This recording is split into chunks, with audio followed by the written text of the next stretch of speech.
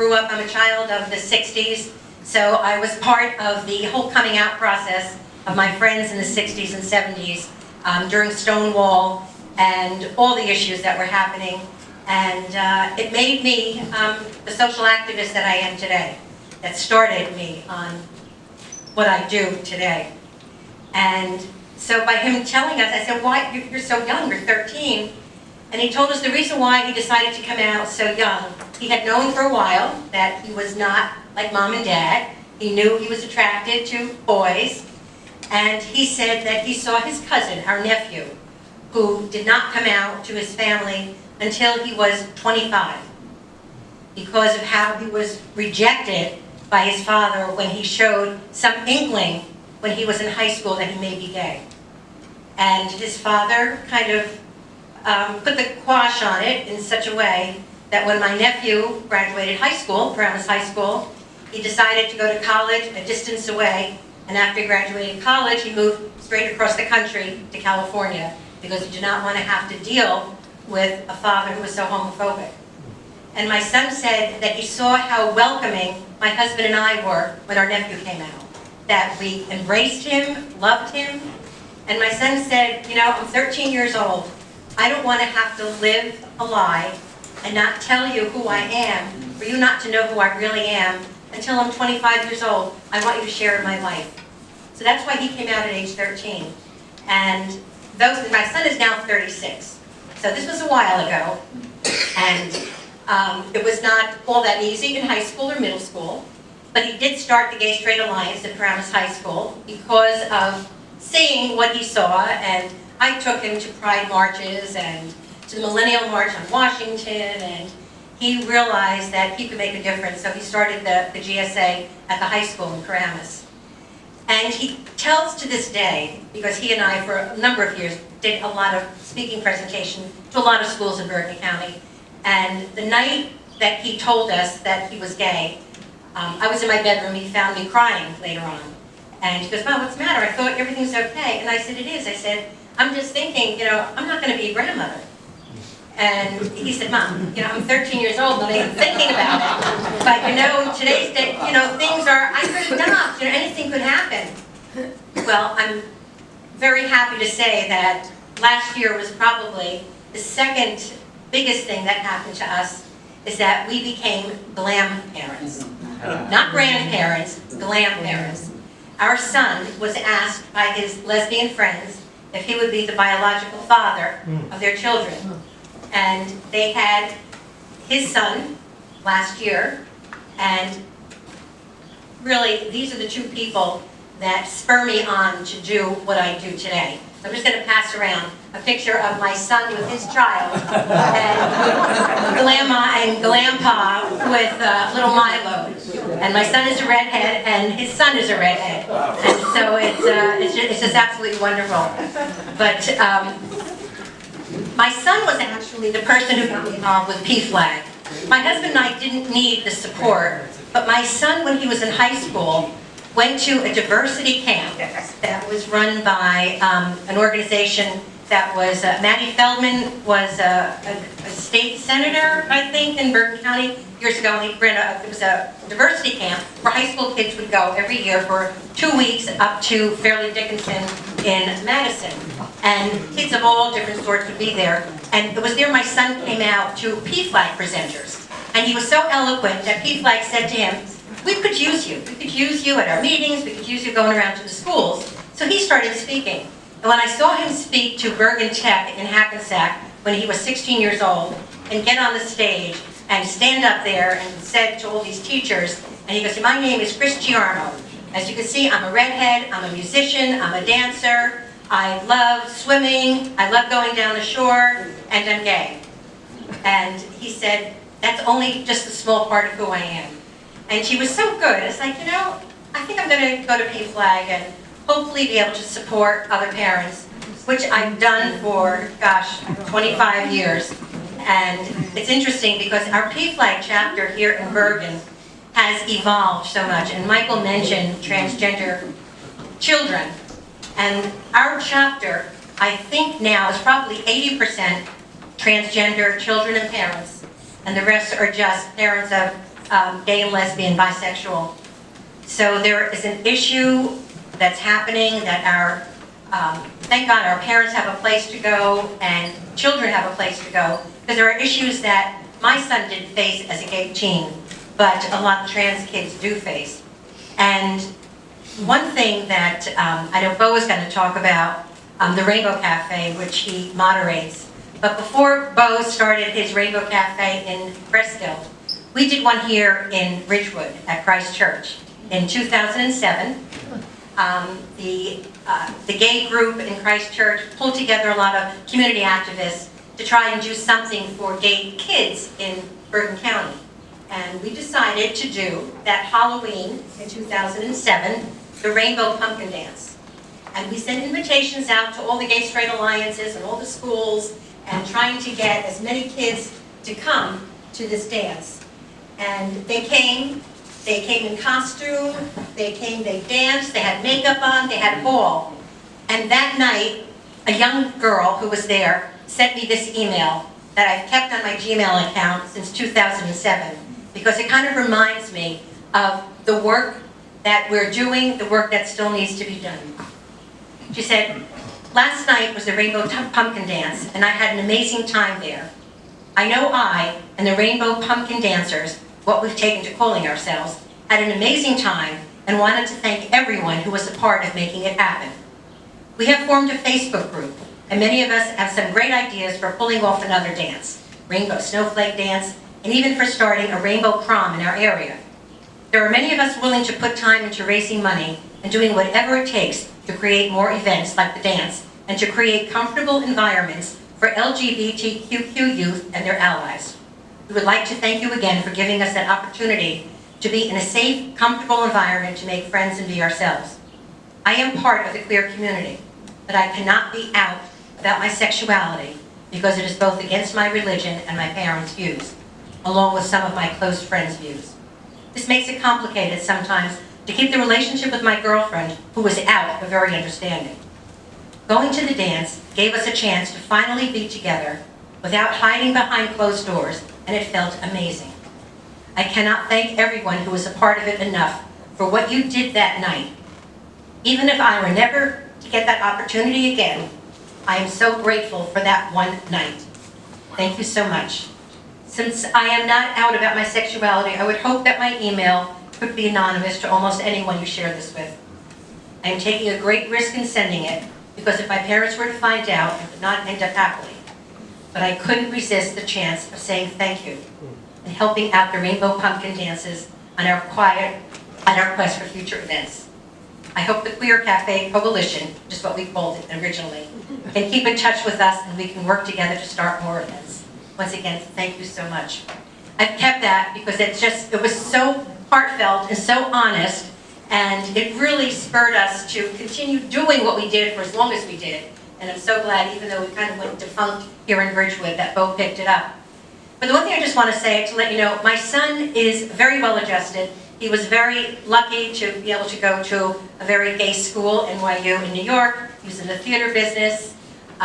He is currently a performer. He'll be on Broadway in October with David Byrne of Talking Heads, who's a rock star. And they did a world tour last year. My son was his backup singer-dancer, and is going to be on Broadway. And my son, even though he's in the theatrical business, he sees the rock and roll world that is not very accepting of the gay community. So he's still working hard to be accepted for who he is. And, we love him dearly. And, it's one thing that I've always said when I go out, especially speaking to parents, especially parents who say their religion prevents them from accepting their children. I find it very difficult as a parent to not be able to embrace and love your children unconditionally. And I say to parents who kind of struggle with it, I said, just think what will happen 10 years from now, 15 years from now, by putting your child out on the street, by denying them your love now. If they turn away from you, you may never get them back. And you had your children for a reason. You should love them unconditionally. and as I hope, we all would. And I look forward to, helping answer any questions and have a good dialogue with you tonight, because I think there's still a lot of work to be done. And thank God for people like Bo and Michael that are helping us all make a difference for our family. So thank you, and Bo.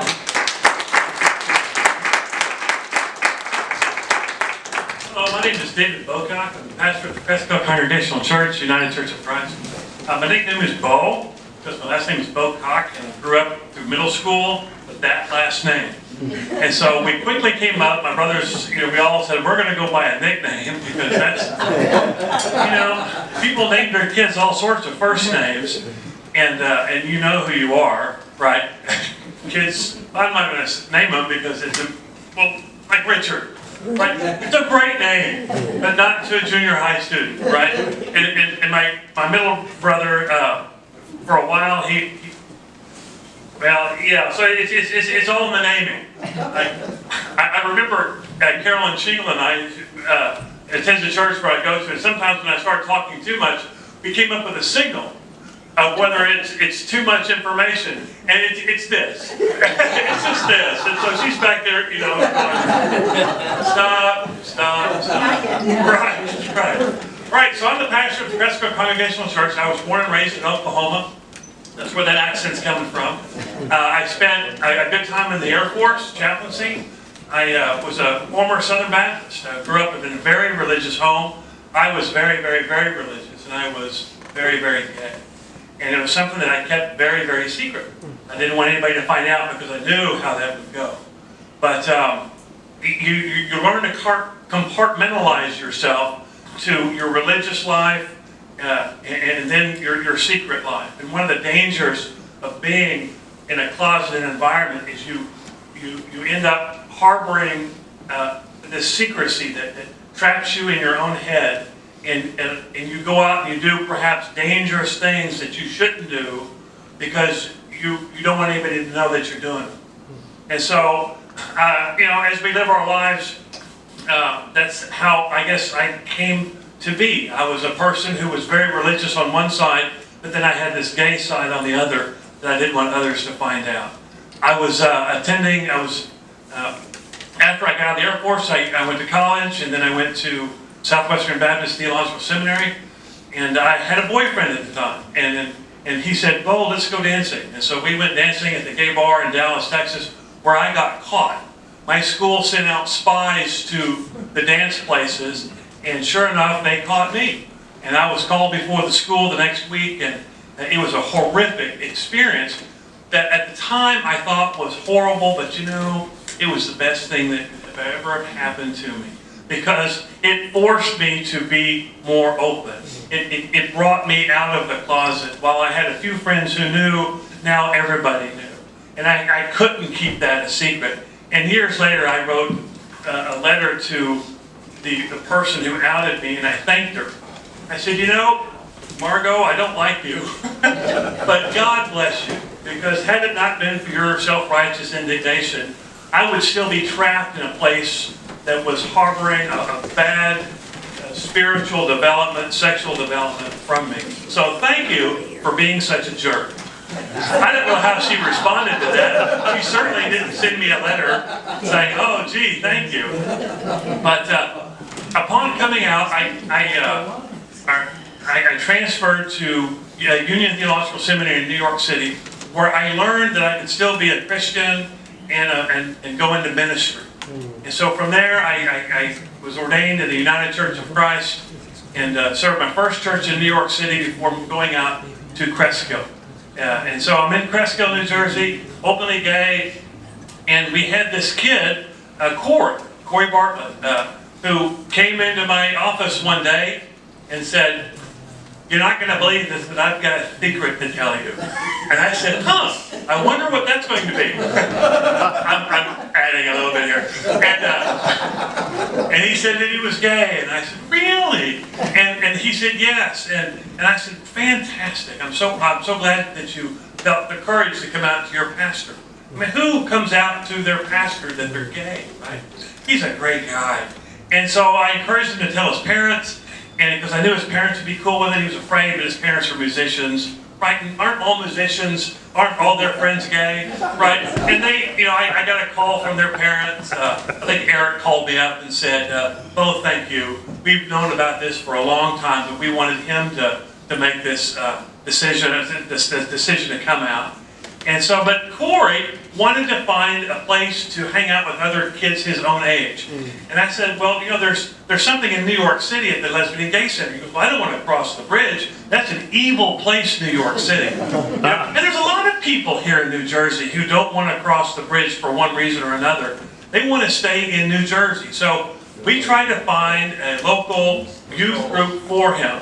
And I called all around the state, and I could not find anything. This was 2009, 2008. We were looking for something, 2009, because by this time, the group that met here was not functioning.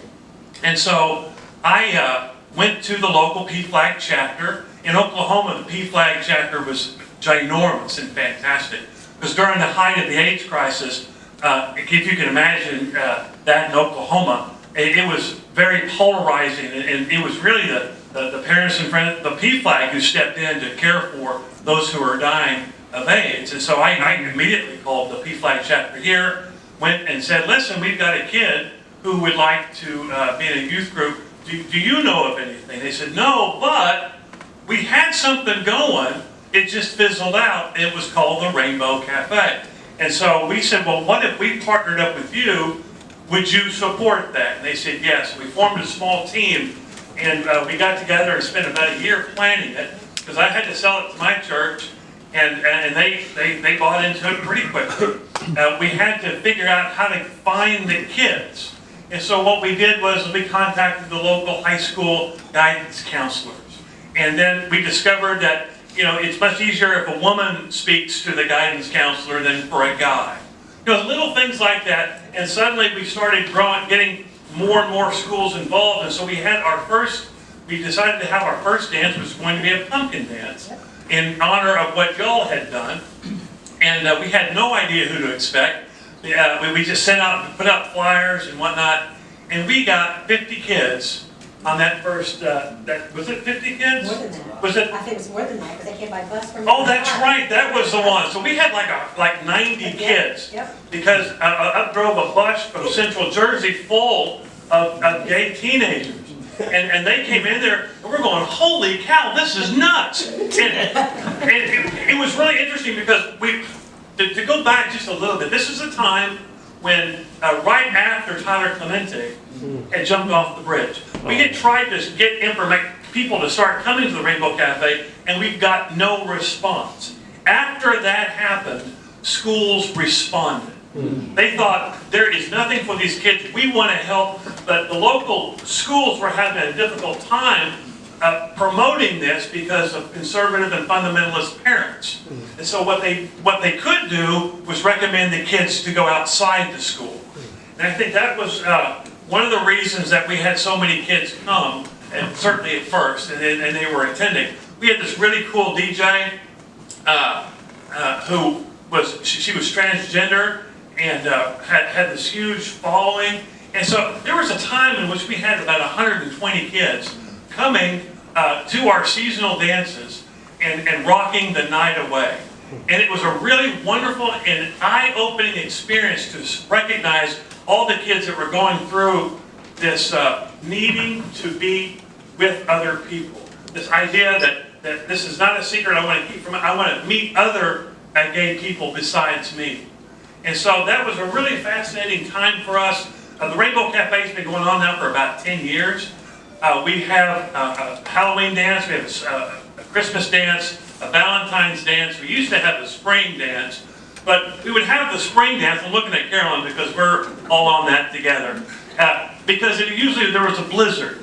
And if there was a blizzard, we would then postpone it until a spring meeting, and then we would have our gay prom that happened in June. And over the years, the group has changed a lot. We used to have a lot of older kids coming, and sometimes that brought some trouble. Because 16 and 17 and 18-year-old kids were processing what it meant to be gay and transgender differently than 13, 14, and 15-year-old kids. And so we had some trouble, whatnot, with alcohol abuse, with drug abuse. And so there was a time in which we had a lot of kids, and then it started to peter out a little bit. And we had an opportunity to redefine ourselves. And what we are now really predominantly is a Rainbow Cafe for kids 13, 14, and 15, some 16-year-olds. And having the younger kids and the parents bringing the kids shows the enormous change that has happened in the last 10 years. Where the parents come in and they want to meet us and talk with us and feel like this is something that they want to, they're glad that it's here for their kids. And we're really, it's a wonderful thing to be a part of, especially to have this activity meet in a local church. Now our church is a United Church of Christ, we're Christian, but the group itself is not religious. It's a community group for kids, and we stress that enormously for the parents. When we started this group, I would say a third of our kids were Jewish. And we would open up the doors back to church, and that was where our social hall was. And we used to drape this blue cloth up on the overhang so the kids wouldn't see the cross. Now I know that if you're a Christian, you're going, well, why would you do that for? Well, because it would offend the sensibilities of the Jewish kids. And you know, we're all on this earth together, and we're all serving the same God together. Let's let the kids find a place where they can participate without feeling that type of pressure. But we discovered that it wasn't long after that the Reformed synagogues realized, holy cow, there are gay Jewish kids? And so they started their own dances. And we hardly had any Jewish kids. But you know, They stole them. that's a win. That's a win. Because it's becoming much more and more acceptable. And so it's a wonderful thing where we're watching the kids, when the kids were first coming, and Michael and Barbara pointed this out, you know, there was a time in which the majority of the kids were gay, and lesbian, and bisexual. And we had one or two kids who self-identified as trans. Now we have many, many more who are self-identifying as trans and gender non-binary. And so the gender non-binary is basically saying, don't tell me your expectations for my gender. I'll be what I want to be. When I was a kid, when you didn't know if you were gay or straight, you were bisexual, right? Well, today, if you don't know if you're gay or straight, you self-identify as gender non-binary. It's a new category, but that's that category. Which isn't to say that all kids who self-identify as gender non-binary later become or self-identify as gay. That isn't true, but sometimes it is. I don't really know any teenagers who self-identify now as bisexual. And I would still suggest that, you know, being bisexual 20 years ago really wasn't that accepted. And I don't really think it's that accepted still. I think people want labels, and they want to know, what are you attracted to? Who are you attracted to? Dad burn it, you're either one or the other. And for some people, you are. And for other people, you're not. What Milton Berle said, that like if you're bisexual, automatically increases your chance for a date by 50%.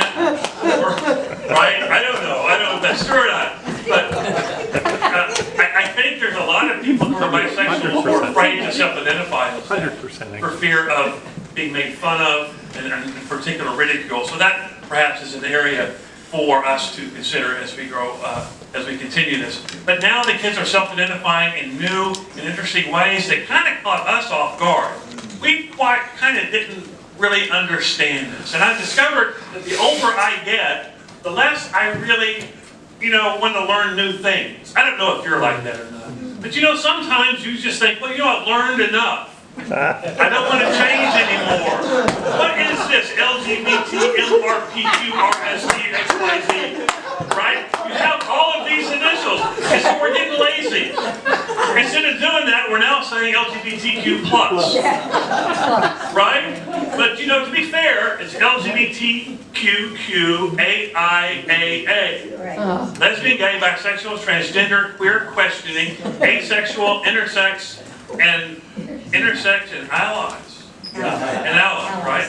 And so that's fair. And kids are learning to self-identify in these ways, and parents are becoming much more open-minded. We're living in a wonderful time that we've watched change in 10